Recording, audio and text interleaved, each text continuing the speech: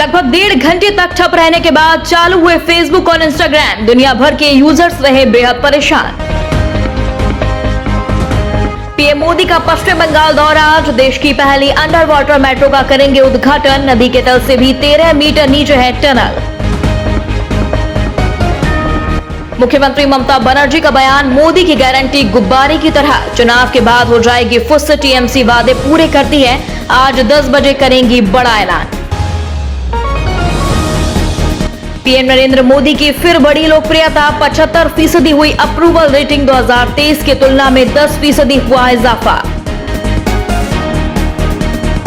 MP में भारत जोड़ो न्याय यात्रा का आज चौथा दिन। उज्जैन में राहुल गांधी का बयान, जो डरते हैं नफरत उन्हीं के अंदर होती है पैदा। इंगोरिया में करेंगे रात्रि विश्राम। किसानों का दिल्ली मार्च। आज पटियाला में विशाल रैली। मांगे पूरी न होने पर आंदोलन की दी चेतावनी।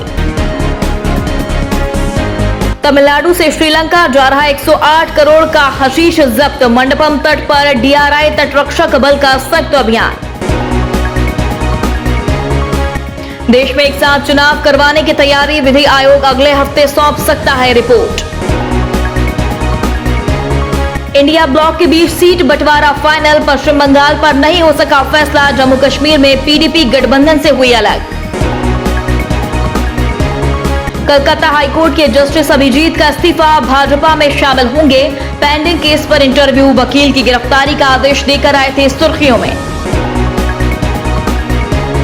शाहजहां की कस्टडी लेने पहुंची सीबीआई। खाली हाथ लौटी। बंगाल पुलिस हेडक्वार्टर में 2 घंटे किया इंतजार।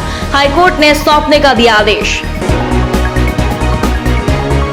गुजरात के कांग्रेस प्रमुख रहे मोडवाडिया भाजपा में हुए शामिल। कलकत्ता हाईकोर्ट के जस्टिस अभिजीत गंगोपाध्याय का इस्तीफे के बाद ऐलान। कांग्रेस के संकट मोचन कहे जाने वाले डीके शिव कुमार को बड़ी राहत। सुप्रीम कोर्ट ने खारिज कर दिया मनी लॉन्ड्रिंग का केस। ओडिशा में प्रधानमंत्री नरेंद्र मोदी का बयान, अब की बार 400 पार। कहा, जिस गरीब के पास गारंटी देने के लिए कुछ न था, उसकी गारंटी मोदी ने ली। अशोक गहलोत की बहन विमला देवी का निधन। कुछ समय से चल रही थी बीमार। फिर बदले राष्ट्रपति मुइज्जो के सुर। बोले, मालदीव्स में नहीं रहेगा कोई भारतीय सैनिक, चाहे सादे कपड़ों में ही क्यों ना हो। संदेश खली मामले में ईडी का एक्शन। शाहजहां शेख की 13 करोड़ की संपत्ति कुर्क।